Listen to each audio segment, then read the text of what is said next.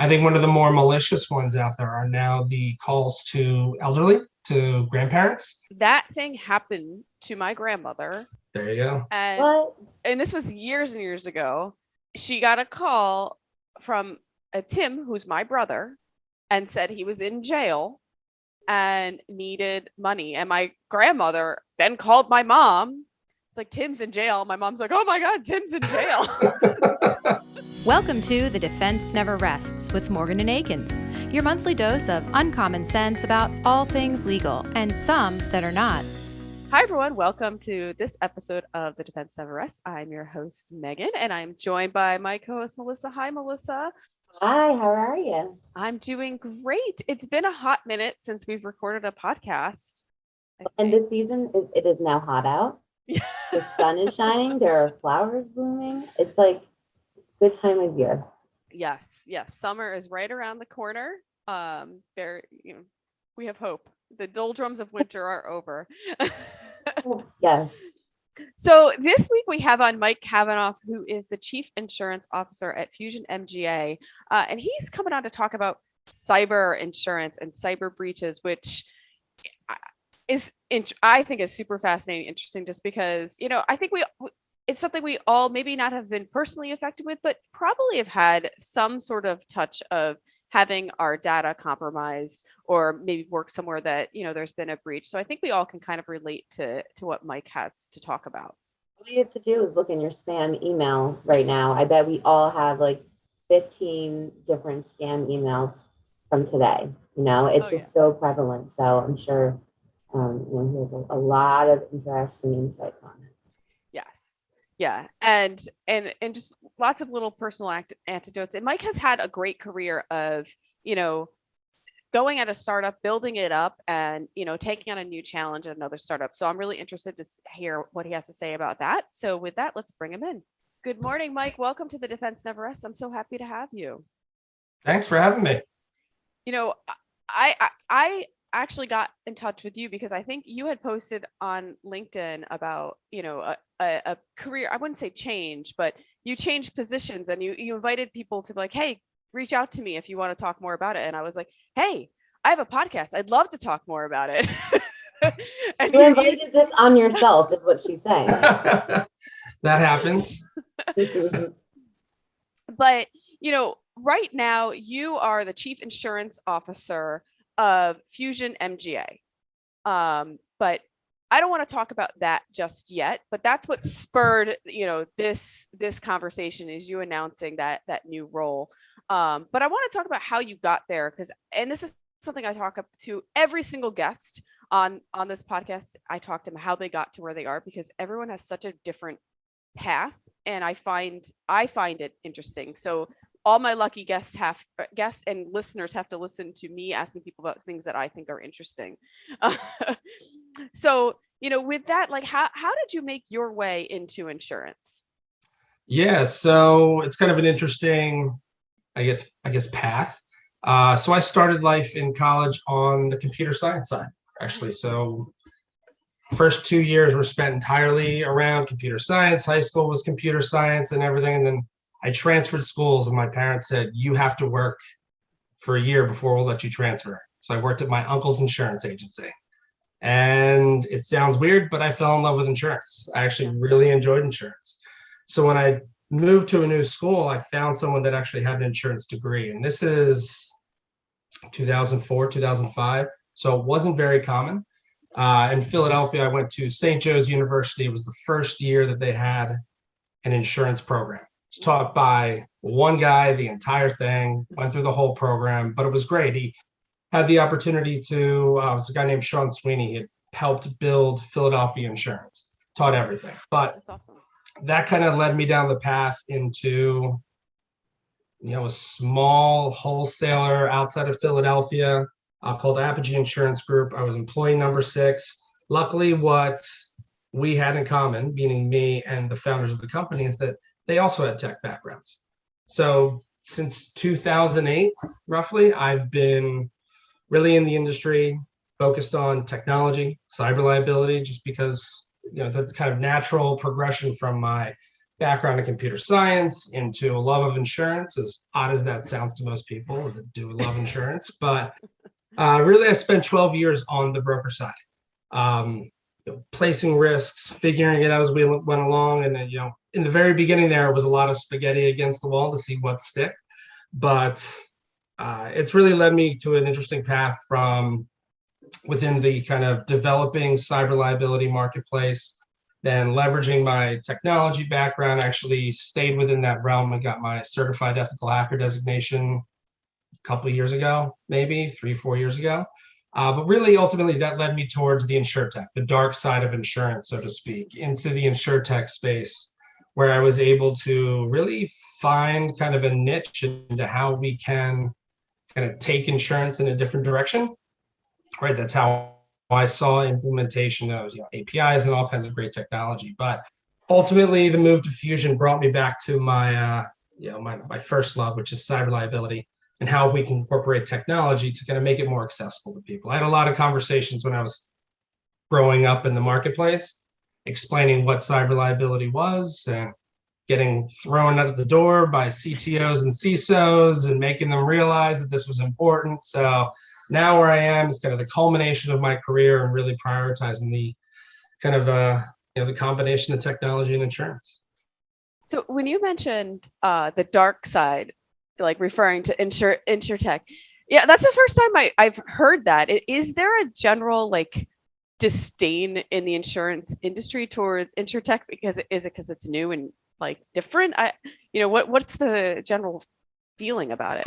Yeah, so my first company ended up being acquired by Berkshire Hathaway. So it was a Berkshire Hathaway company, which is not really open to the idea of things that are new. But it just so happens within the cyber liability space, and this is on the commercial line side, where people see insurtech MGAs as like, oh, you're the new kids in the block. Everybody wants to disrupt everything. And right, and we don't necessarily focus on disruption because there's a lot we can do, within the realm of what's already going on. But they see it as, it's the new kid on the block. Insurance pretty much operates the same way it did for the last 330 plus years. So to bring something new into the mix, which is that insurtech, there's a lot of doubters. But I think it's fun. It's interesting. It's kind of a new spin and how we can get insurance out there.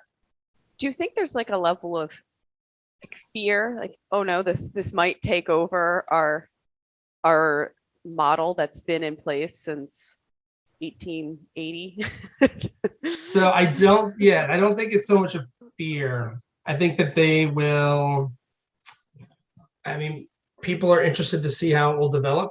There's a lot, the mentality between technology and insurance, they're drastically different. Everything from the urgency, a sense of urgency, the timelines, the lexicon, everything is drastically different between tech and insurance, right? So traditional companies have difficulty embracing those ideas because they see that it could be, interrupt the insurance intermediary, the agents and brokers and wholesalers and the traditional stuff. So there's only a fear in that it'll drive the incumbents to have to figure it out themselves, because that's really what happens. We drive on the insurtech side, drive some sort of innovation, and then the incumbents either, through a couple different, whether it's acquisition or, just hiring a whole company to bring in the acqui-hire, what have you, just forces them to act in a certain way to really meet the customer where they didn't realize they need to be met. Yeah. And I personally am very interested in the insurtech type market because I think it adds a certain level of automation and kind of simplifies things in a way that can be automated. Why have, if you can get around having a physical person come out and appraise your home, and you can do the same thing via drone or whatever it may be, and that's more efficient or less expensive, to me, it makes sense. But then I do understand the flip side, the value to having a face-to-face interaction with someone coming to your home and assessing, whatever risk or issues you might be having going on. I see both sides. Mm-hmm. So I don't think it's one or the other, but I definitely see the benefit to a lot of the technologies that, you're seeing with the insurtech market. Yeah, definitely. It's funny you bring up the inspections by drones. I had however many years ago, I had the opportunity to speak on a panel for the Community Association National Conference. And it was privacy rights around drone usage for inspections on roofs. It was fascinating, enthralling. The conversation we had, I mean, ultimately, it was something that was my first exposure to the idea of moving away from an adjuster and inspector into taking drones from a condo perspective. It just goes up each floor and it's able to see if you've got a grill on your balcony, if the roof looks like this. Now there are some issues if you snap a photo of somebody that you shouldn't, and that's why they brought me in to talk that through. But that was my first real encounter with taking that traditional process and incorporating some technology. Where we exist today, it's usually leveraging APIs, right? Technology that allows for the integration of the insurance sales process, whatever, into anybody's front end, right? I think it makes it easier for people to buy insurance, easier for people to find the right insurance. Because I firmly believe there's no best carrier in the marketplace. There's a best carrier for the individual and the company. So sometimes that is all about the people bringing technology in there to speed it along.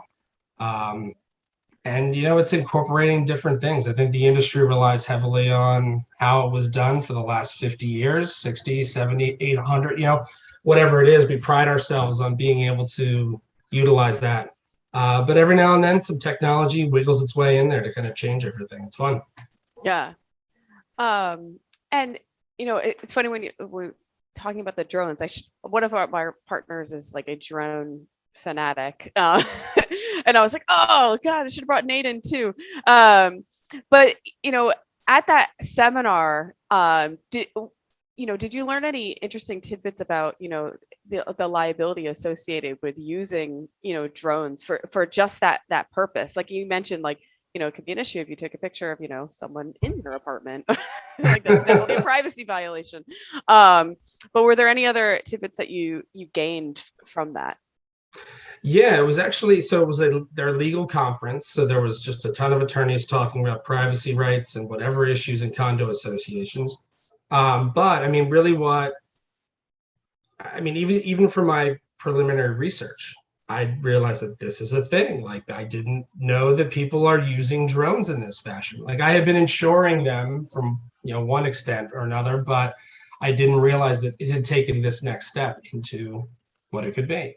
And really, it kind of gave me a sense of the use of drones, both in a commercial sense and residential, kind of in moving back and forth and all the requirements. And I like to geek out on a lot of the technology. So understanding what the geofencing is and utilizing how can they protect airports from drones? Like, do they need to use that same thing for specific condos? I don't know. It was a really interesting experience, even from my own research, and then hearing some of the perspectives from people on the panel were pretty funny because we all had such interesting backgrounds. One was like a 15-time condo association president. I never thought I'd be on a panel with that guy, but he was really interesting. He brought something interesting to the table about using a drone.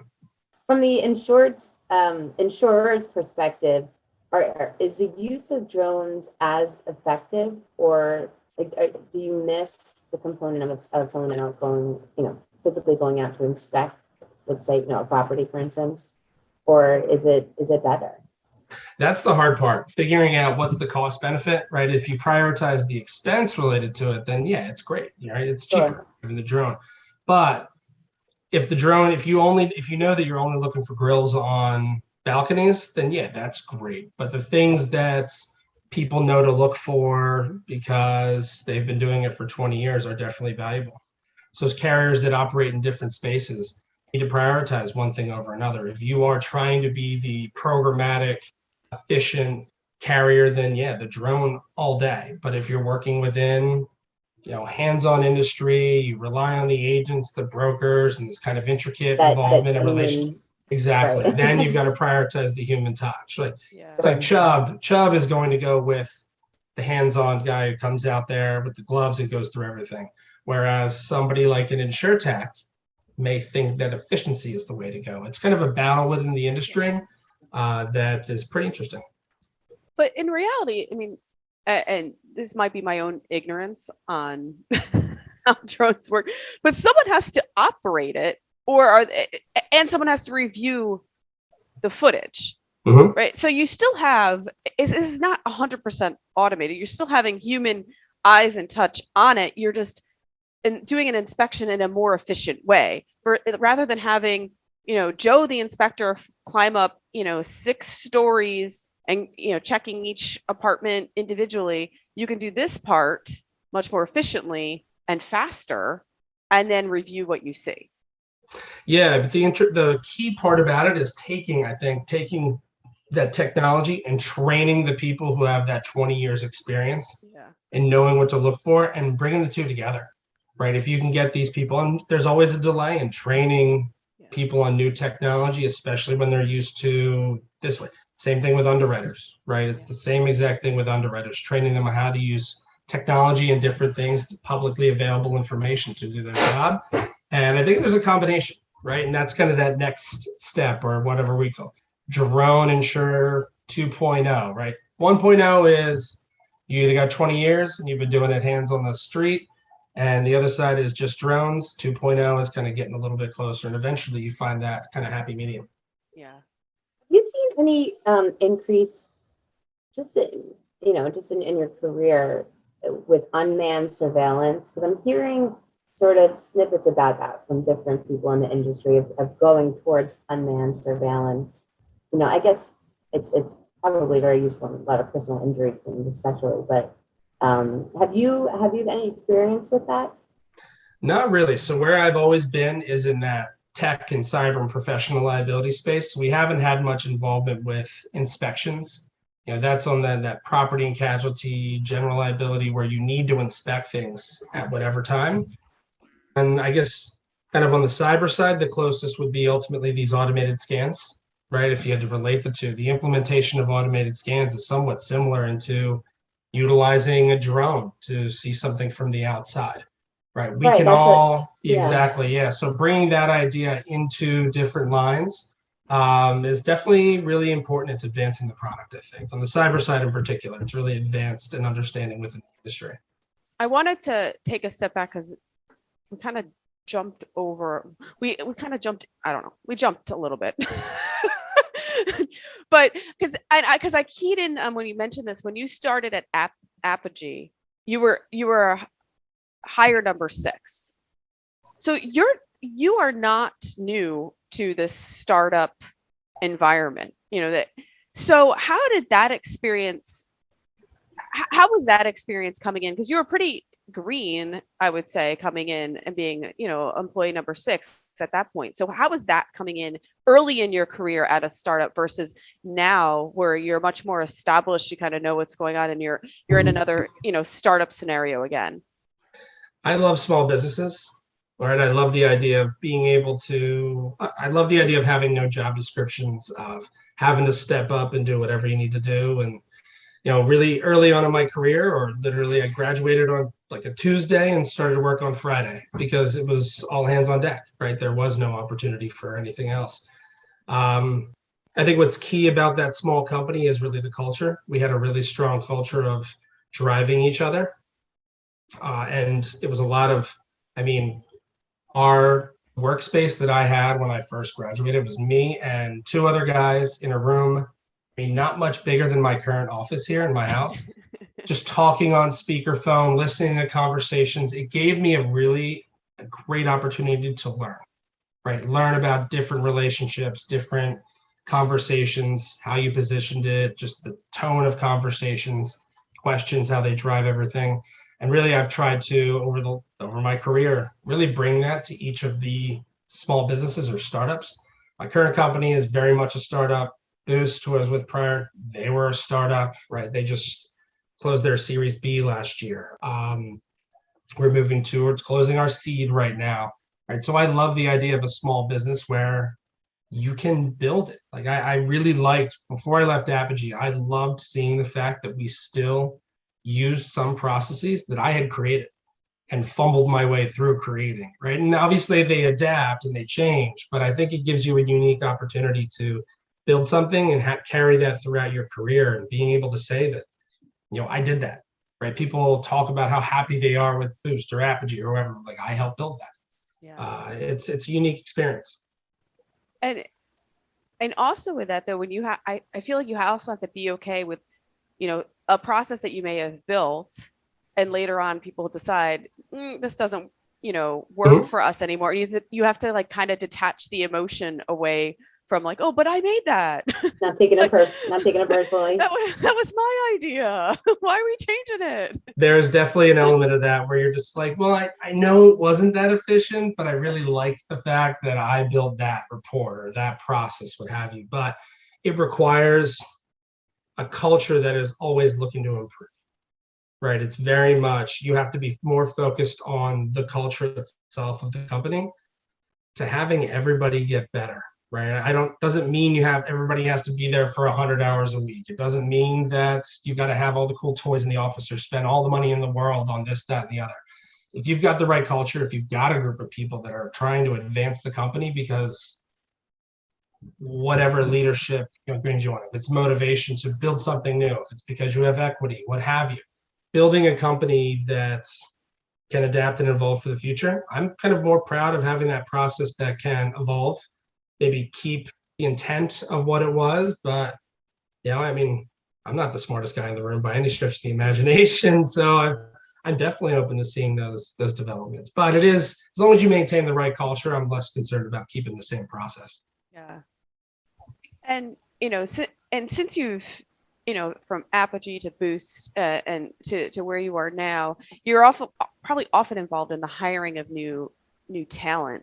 So, what are some things that from your experience that you look for as, real strengths when you're looking to hire someone new to bring onto your teams? Because if the teams are small and your budgets are probably tight, you have to be very careful about who you pick. Yeah. So I hire tough, I think and it's painstaking sometimes if you need somebody. I'm not just looking to hire, meat in the seat, so to speak. I want to find that person who's going to be there for that 3-5 years, right? Yeah. Sometimes, depending on the role, I like to find people who are on their second job, right? Just over the years, I have found a kind of a path of people that have spent time in a role that they thought was going to be great and now have a better understanding of what they're looking for. I try to find people that, are just more engaging, depending on the seat, obviously, that have, and what's unique in the industry, people that have an insurance background or an interest in insurance that are willing to take risks, which is you would think there'd be more of them in the industry, but there's not. I'm less risk averse than most of the other people in the industry, or at least that I've interacted with, which has allowed me to take on these startup roles. And I think it's huge. Hiring the right people can change the trajectory of the company, right? If you can bring on one person who can operate in a certain way and handle everything, it's vital to the growth of the team, I think.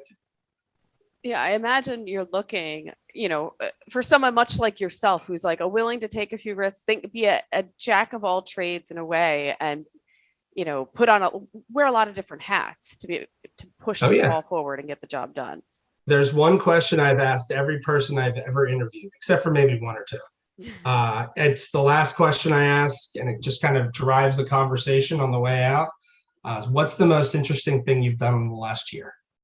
That's it. Work, personal, doesn't matter. And I've heard answers from build a garden with my bare hands to get married in India and ride an elephant, to getting married in Rome, to skydiving over the Great Barrier Reef. I really don't care what it is. One, it's an opportunity for me to hear what you like, but more importantly, how you talk about it. Right. I want someone who's going to share something that they really like and try to, engaging with them.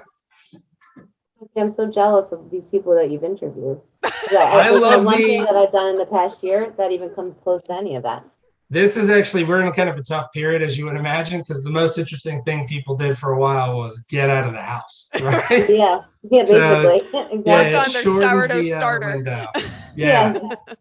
The hobbies you've started, it's been interesting. There are people learning a new language. Everybody was baking bread at one point. I got into baking bread at one point.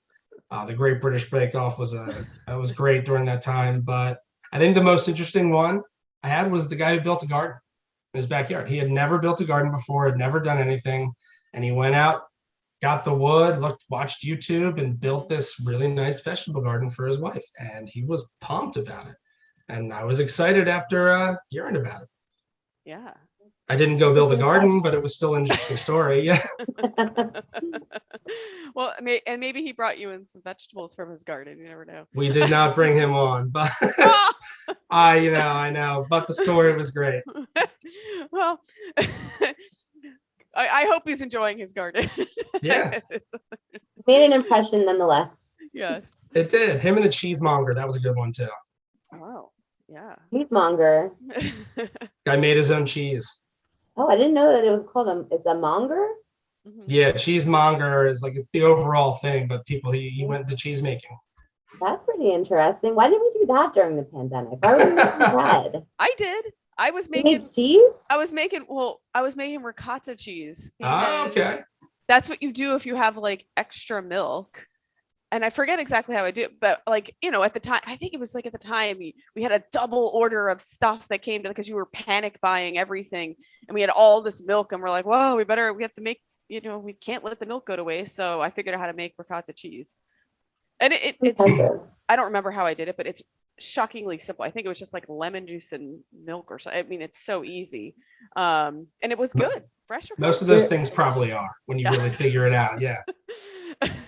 You're officially a cheesemonger. I know. I think we also took a mozzarella cheese making class during that time too. So yes, I have 2 types of cheese down. No cheddar, but 2 of the easy ones. There you go. All right, the conversation's really taking a turn. I warned Mike when we were on the phone. I was like, look, sometimes we really derail this if we go off topic. I have the same, but I talked in a lot of stories, right? Like getting that out there, so it leads in different directions sometimes. That's right. But I do want to hear though. So you're at Apogee for many years, and it gets, did it get purchased by Berkshire Hathaway while you were there or after you left? While I was there, 3 months after I started. So went from the,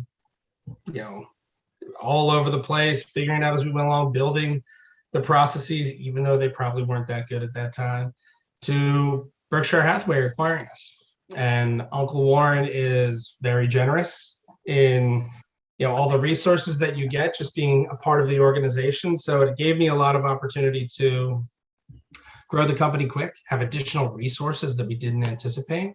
I had the opportunity to travel and meet with different carriers, and it gave me a great opportunity. I had dinner with Warren Buffett. It was a great experience. But the Berkshire acquisition kind of allowed Apogee to have organic growth, right? So that's a lot different than a lot of people in the industry. We grew organically. There was no acquisition of different agencies and brokers to really ramp those numbers up. So I've seen the almost not quite bootstrap, but that same idea of growing organically. And then when I jumped into the startup space, it's all that kind of venture-backed kind of path and how the different things. But it was interesting. So I can't move on without asking about that dinner though, because what is Warren Buffett like in person? Because I hear he's a cool dude. Like, that's yes, he's sharp as a tack. I mean, this is like 7 years ago. Yeah. But he was sharp as a tack. He came up, he was on top of everything, having great conversation, told some jokes.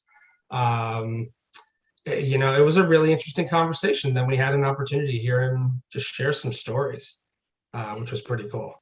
What were your like internal feelings before that? Like, I feel like I would just be a blubbering idiot and I wouldn't. I'm anxious just thinking about this. It happened 7 years ago. Yeah. When I get nervous, I talk even more. So I like, what was, do you remember what was going through your head, or were you like a cool cucumber? I don't know. I mean, it was literally, he was on top of it. He drove a lot of the conversation. There was a couple of us in kind of the conversation, one of which was very familiar with him, so was able to jump in there, but he took control. It was we talked about what we had done in Omaha that day, which led into a story about the Nebraska Furniture Mart and how we acquired that. And that really drove the conversation in different directions. He was very open to just hearing the random thoughts that would come out of people's mouths. But then he was very much open and genuine at the time. It was a good conversation. I told us about how his neighbors, when he first moved into Omaha, thought he was all unemployed because he was just constantly, he wasn't like going to the office every day. He was talking to people trying to raise money. And yeah, they all thought he was a bum, just getting money off everybody, and then joke's on them. Yeah, he was probably driving like, a used Honda Civic too, like not calling any attention to. There's all those stories that he drove himself to the country club that night and drove himself home. Wow, I love it. That would have been a good answer to your interview question about the most exciting thing you've done in the past year. Every now and then people would ask me what have I done. Yeah, so everybody, they would ask me that. Use that every year. Just like keep recycling that, because that's a good one. I would say like I've had a guest on who met Prince William. Oh, so wow. I think I don't know though. I think you're kind of even with Prince William. He had a picture though. I have pictures. I've got pictures, but I mean, to be honest, so my grandmother's from Liverpool, so meeting Prince William would be even more impressive. I mean, I don't know if Warren Buffett's going to watch this, but I would love to meet Prince William. If Warren Buffett watches this, I will be on the floor. I think I've made it. So, but tell me about your transition out of Apogee to Boost. Like, how did that happen for you? Really, I had a lot of friends in the insurtech space because I was focused on tech and cyber, the first round of insurtech, really in the commercial lines, like the specialty line space, was focused on cyber, right? There's a lot of technology coming in and people realize they can use it. So I actually saw a lot of friends move over to Corvus, Coalition, at Bay, like the main cyber MGAs. And during the conversation with them, hearing about why they made the decision and this, that, and the other, and the opportunity there, I was just like, you know what? Let's just pull the trigger. Let's shake it up a bit. And luckily I had the support of my family and everything to make that decision, because I went from working at a Berkshire Hathaway company, like an hour away and from me, to commuting to New York 5 days a week for a seed round startup, or Series A at the time. So it was a big shift. I liked the challenge. I liked taking it on. That's kind of what drove it.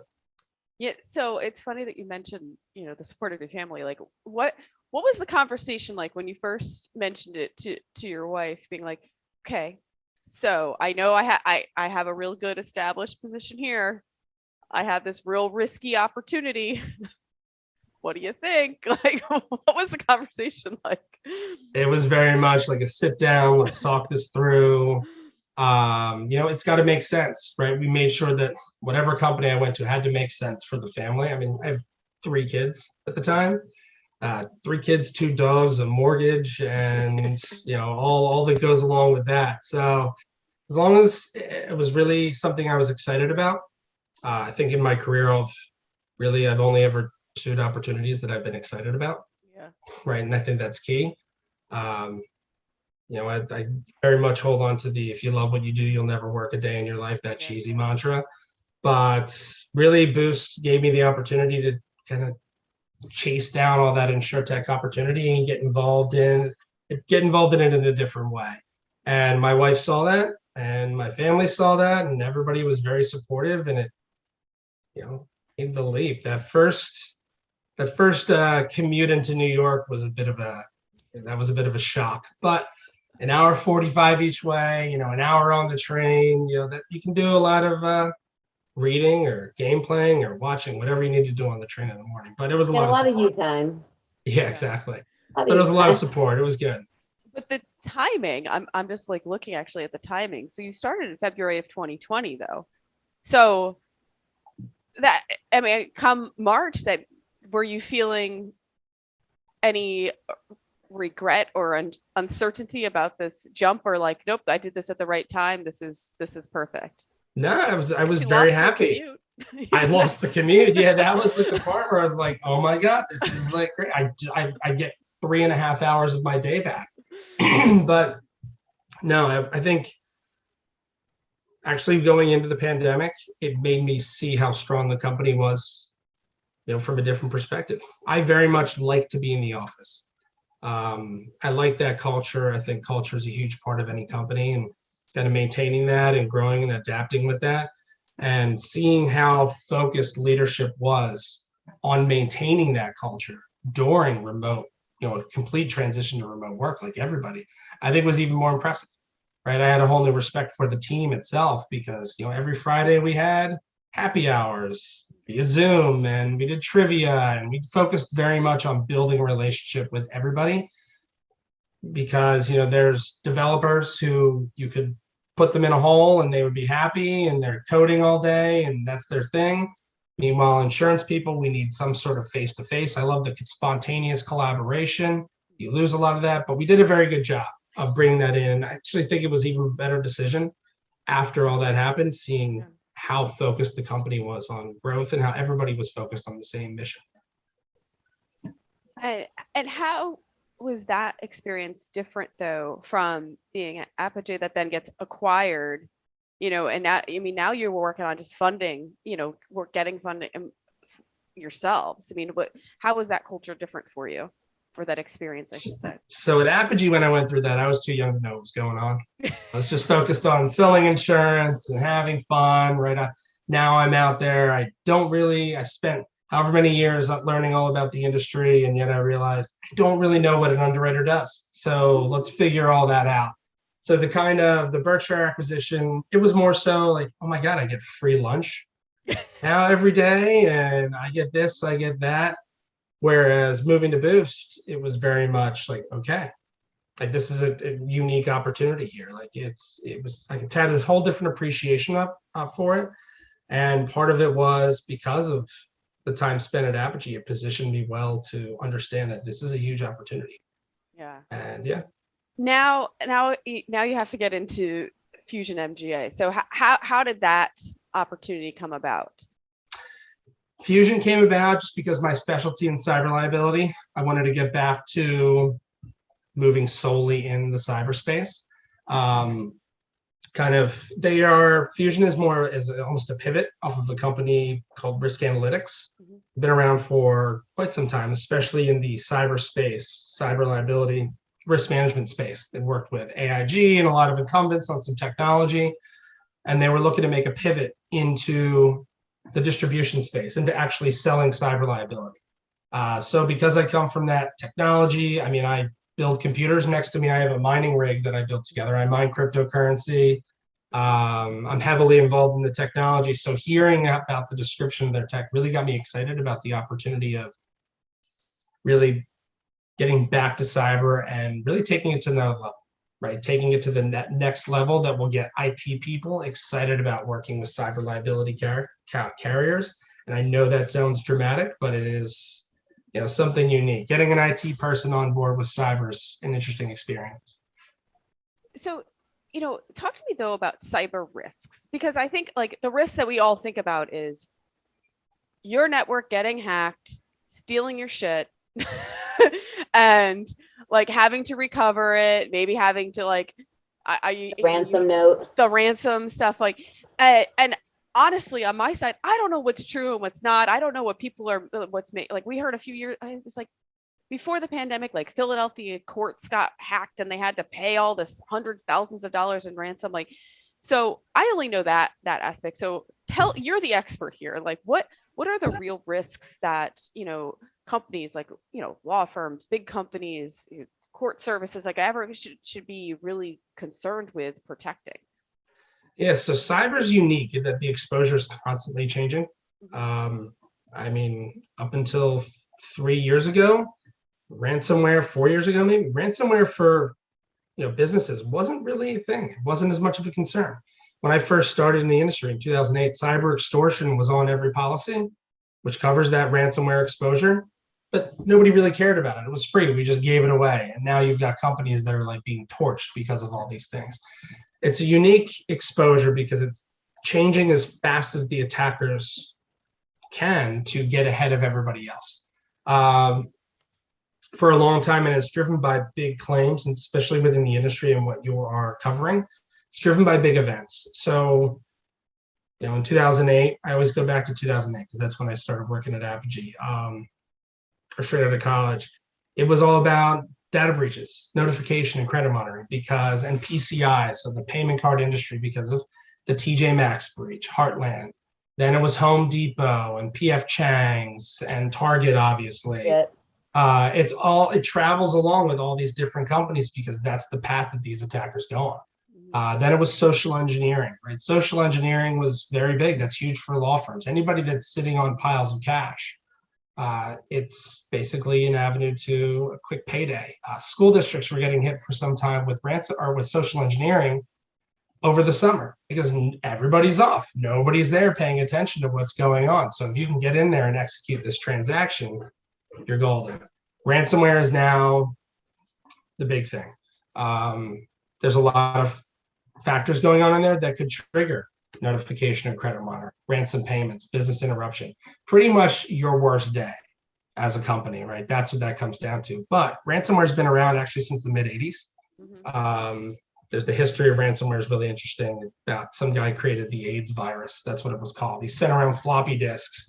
If you remember those, the 5.25-inch floppy disks, sent them around to AIDS researchers around the world to destroy their computers. And you had to actually send a check for like $300 something to like a PO box in Venezuela. And he got caught eventually. I think he died a couple of years ago. He was a lepidopterist. So he had like a butterfly conservatory at one point. Wow. Again, we digress. So ransomware itself is, the big thing because it does involve everything. It hits your company to the core. And I think that's why it's brought in a lot of the C-suite, a lot of the people that are responsible for revenue generation.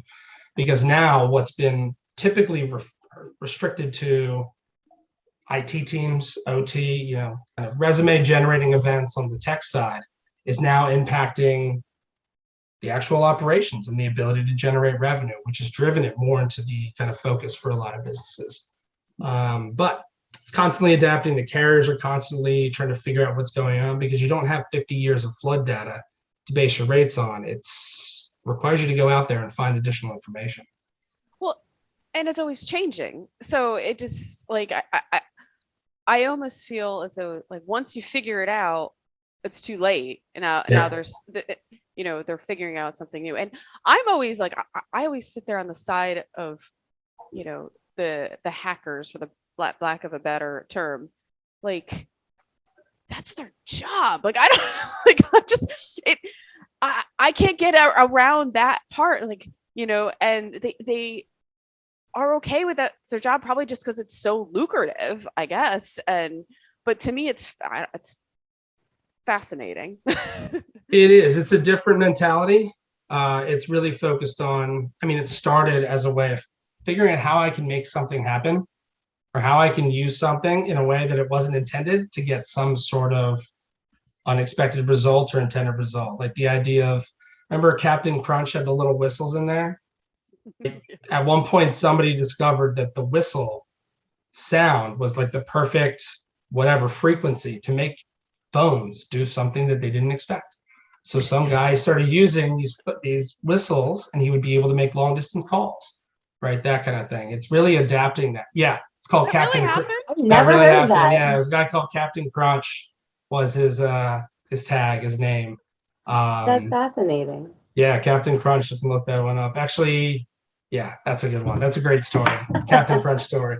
But no, that's the deal. Like they are constantly getting ahead, not because they are in a lot of cases trying to find these things. That's a relatively new development, is people treating it like a commercial enterprise. It comes out of the idea that I just got to keep challenging myself to figure out. There's nothing more rewarding than the I'm in, right? Getting that next step. And because part of that designation I have, that kind of background, is that I used to set up computers here and you try to hack the different computers and you set up a lab.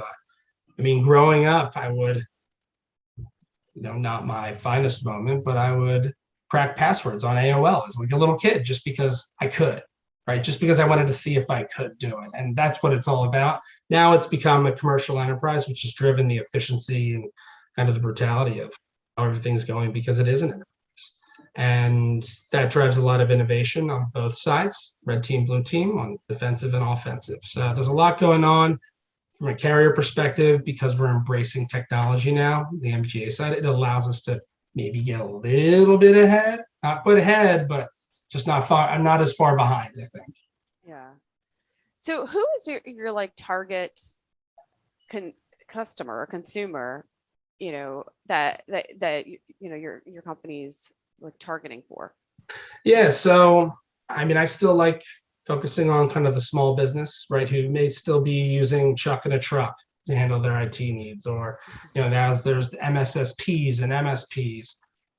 Really, what I want to do is provide a complete package, and this is what we want to do: a complete package with risk management and insurance and technology, right?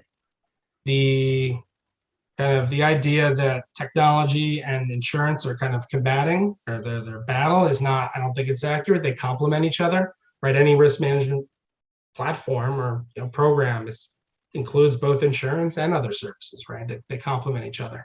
So what we try to do is bring people in, ultimately make them a better risk through a combination of, one, the insurance, that's the reactive nature of it, but the proactive is the scans that we see, the window dressing, right? That gets people an overview, a snapshot in time. But we've got technology that helps to monitor for threats, right? They can implement our technology into their own infrastructure, and we're constantly updating them.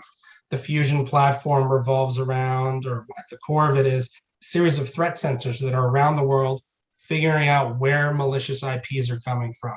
What's the latest threat, and then constantly updating our network of insureds, right? We're almost crowdsourcing security, because all of the insureds that fall under this net are constantly getting updated on what the issues are and potentially blocking those threats, creating a network of insureds that are stronger, right? We kind of, the mantra we have is join the fight. We want our insureds to be part of the fight by incorporating them into the network, into our communities, so that we can constantly update them on the exposures proactively, and really, get information back from them. How can we make the program more secure? How can we make the technology more secure? And I think that shows a lot of benefit to the insureds and to insurers that are looking to bring in, kind of, provide that coverage for people. It sounds, that community atmosphere of it with your insurance. It sounds almost like the Ring doorbell community. You have these community alerts, and you're part of this, so like if your neighbor has, they saw something, it pops up on your thing. It's kind of similar, to be, an inclusive group. Similar, except I'm not Jeff Bezos, so that would be. Yes. He started, very humbly in a garage with one other guy. You started the same way, pretty much, just in a small office. So in a small office in my house. Yeah. But no, I mean, it is similar. It's the idea that we can all be, obviously that kind of sharing of data requires a lot of oversight and devotion to kind of privacy and whatnot. But I think the overall platform that allows us to create that kind of almost mesh network where everybody is protected because of the experience of everybody else. What's like the hot new scam that you're seeing these days? You remember a couple years ago, it was like the Nigerian prince. Mm-hmm. You would send like the $500, and then they would wire you $1 million. Like, is there like what's like the trending internet scam these days?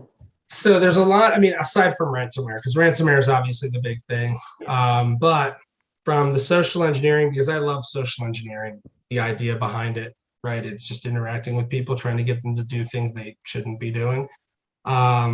I love the CEO on the golf course. I need $54,000 in Android gift cards transferred immediately. Like, that's ridiculous. I think one of the more malicious ones out there are now the calls to elderly, to grandparents, saying, "Hey, grandma, I'm down in Mexico and I'm in prison. I need you to wire me $10,000 and they'll let me out of jail." Wow. So that's very successful. That thing happened to my grandmother. There you go. And this was years and years ago. She got a call from Tim, who's my brother, and said he was in jail and needed money. And my grandmother, I think my grandmother was still, no, it was just my grandmother, but then called my mom. It's like, Tim's in jail. My mom's like, "Oh my God, Tim's in jail." And she didn't end up sending any money, but that happened. Terrible. Yes. But people need to know about it, because like you just have to talk about it and get it out there because otherwise they're so susceptible. Anyone is susceptible to that because they pull on your heartstrings and like involve your family and do anything for your family. Yeah. So I'm glad you mentioned it because people will talk about it a little bit. Yeah, that's a big one. I mean, there's also the handwritten, not handwritten notes, but physical notes dropped off at people's homes saying, look, I was just looking around on the internet. I came across your computer. I didn't expect to find it. It's okay. Like, but you know what you have. I know what you have. If you pay me $10,000, I won't share it with anybody. Otherwise, I'll send it out to all your friends and your family. Right? Just vague threats like that. Everybody's got a skeleton in their closet. I mean, which are that interesting. that's the deal. Everybody's like, I don't really do much interesting. So, Yeah. but the people that do, they might spend 5K, Right. 10K. I've gotten that email before that's been like, oh, I saw the nasty site that you were on. I have video of you on this, like as insinuating I was on some like porn site and they're gonna send this video of me on this, like watching this thing. It's like your family's being extra targeted. Yeah. I'm scared. Every time you have a personal story to attribute. It's not good. Well, and also the gift card story. Someone in our office who I will not name their name fell victim to the gift card.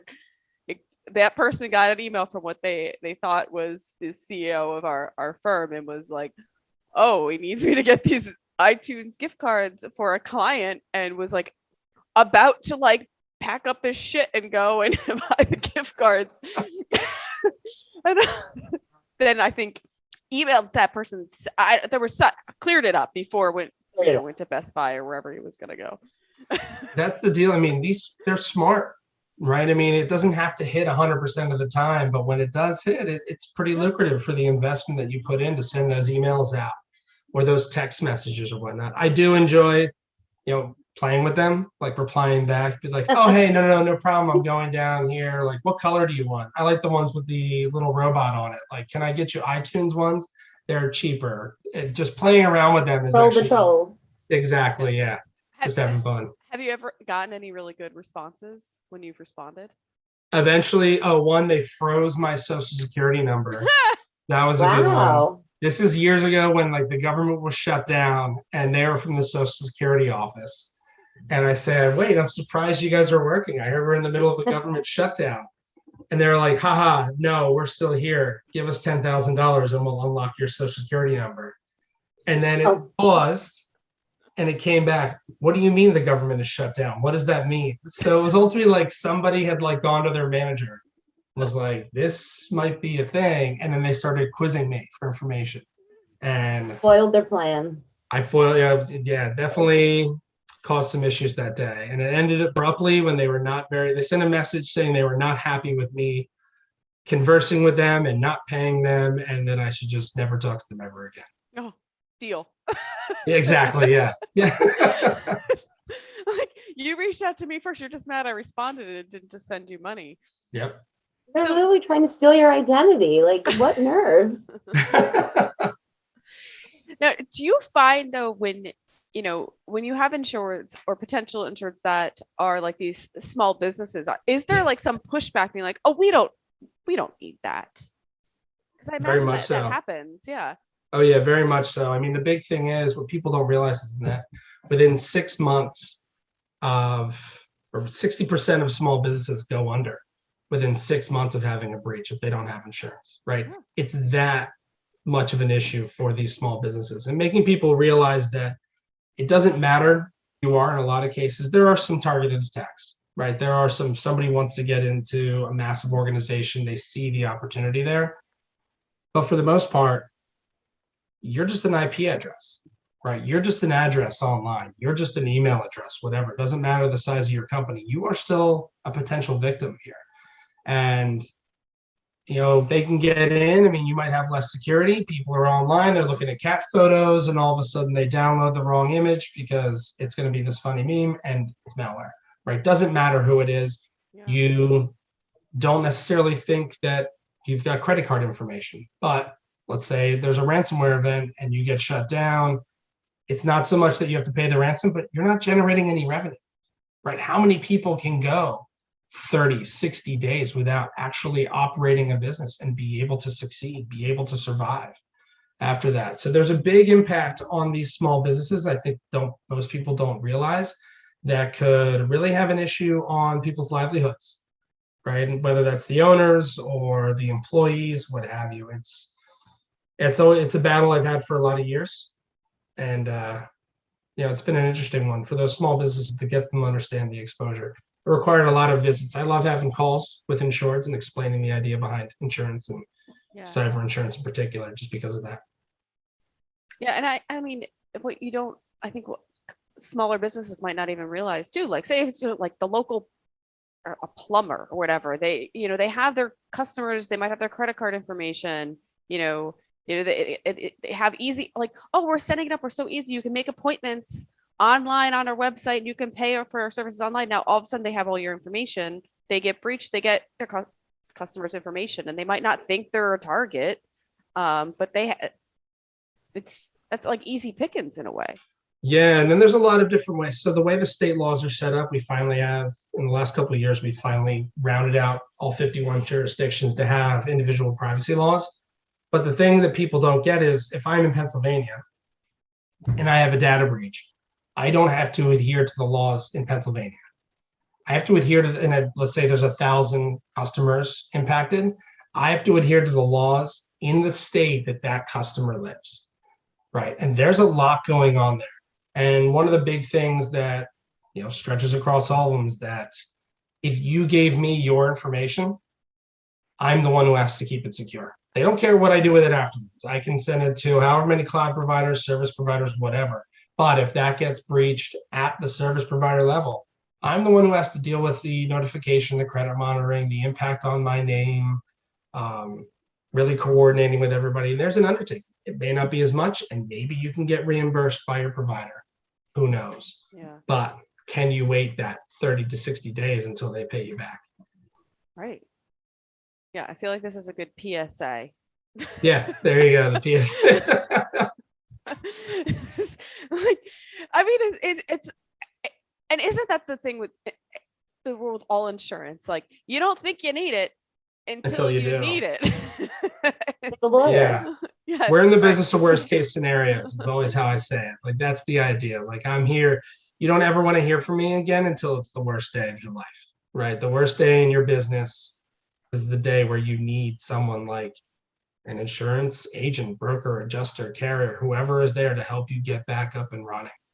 And that's what insurance is all about. That's as cheesy as it sounds. That's why I like insurance, right? It's always going to be there to protect you. Yeah. In theory. Well, yes, in theory. Well, we're just about out of time, and that was like actually a great way to like close up that portion. But I have to ask you your own question: is what's the most interesting thing you've done this year?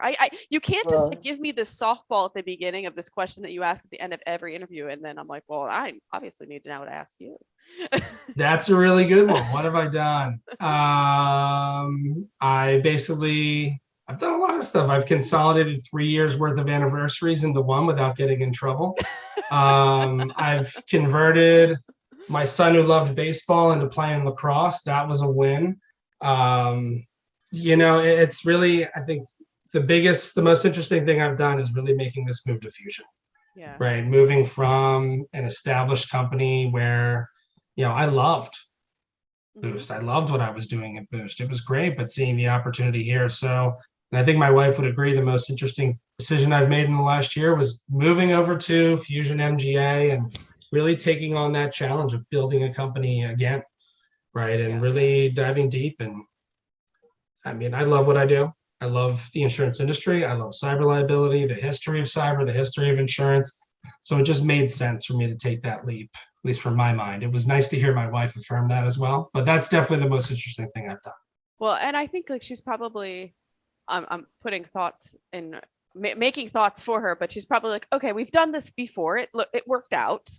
So I have confidence that this is a good opportunity for Mike this time too. Fingers crossed. Yeah.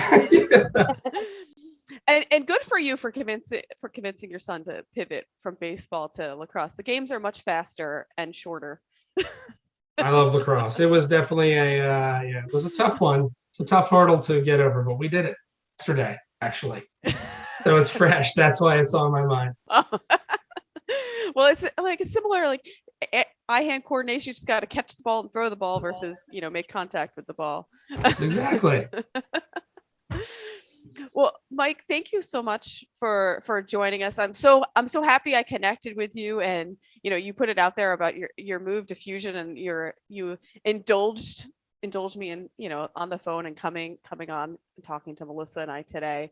But for our listeners out there, just let them know where they can find you in Fusion if they have any cyber needs or just want to chat with you more about whatever they heard today. Yeah, so Fusion, the website's fusionmga.com. My email address is very, very easy. It's mike@fusionmga.com. That's kind of the pays it to get in early, so you can get email addresses like that. I'm always accessible, always on LinkedIn. I love just talking to people about insurance and cyber. I go to my high school career day to talk about insurance. And if you can make it interesting to a bunch of high schoolers, you can make it interesting to a lot of people. So feel free to reach out through fusionmga.com or hit me up on LinkedIn or my email. Again, mike@fusionmga.com. Thank you so much for coming on. Thanks for having me. It's been my pleasure.